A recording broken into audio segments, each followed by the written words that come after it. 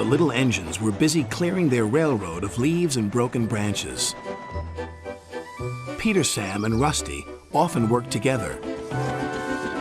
One day, Rusty helped Peter Sam to a water tower.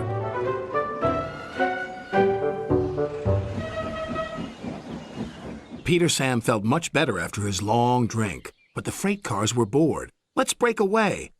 Their loads were heavy and the couplings old. One snapped.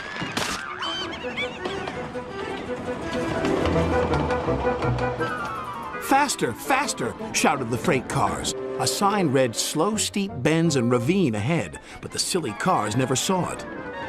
Then, it was too late.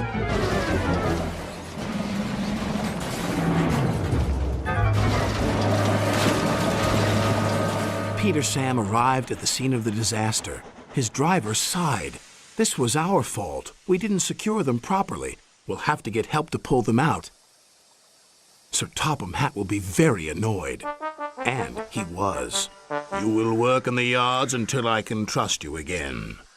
Duncan was delighted with Peter Sam's dilemma. Fancy not securing your freight cars on a hill. They'll come back to spook you and your special funnel. Woo! And who's to say you're not afraid of ghosts? Snapped Rusty. Ghosts? Things that go bump in the night? Rubbish! Well, I'll tell you a story that will make your funnel quiver, Rusty said. A long time ago, a little engine was returning home. It was a misty, moonlit night. Suddenly, the engine lost control and plunged over the side into the swamps below.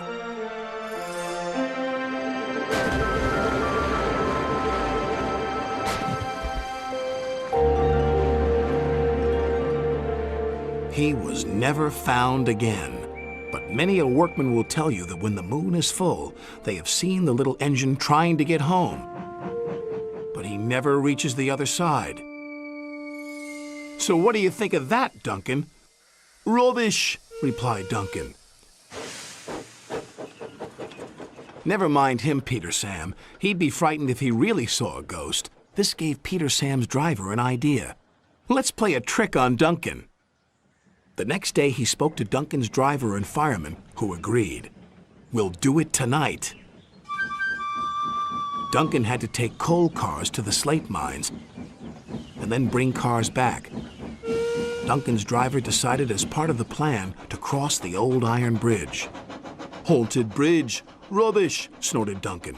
It's as tame as a pet rabbit. But all the same, he kept thinking about Rusty's story. When dusk fell, he was keen to leave. If we don't go now, Scarloey will take my favorite place in the sheds. We have to collect our cars first, his driver replied. He could see their plan was working because Duncan was nervous. When night fell, they set off. The mists were rising around the old iron bridge. Duncan whistled, and the sound echoed everywhere.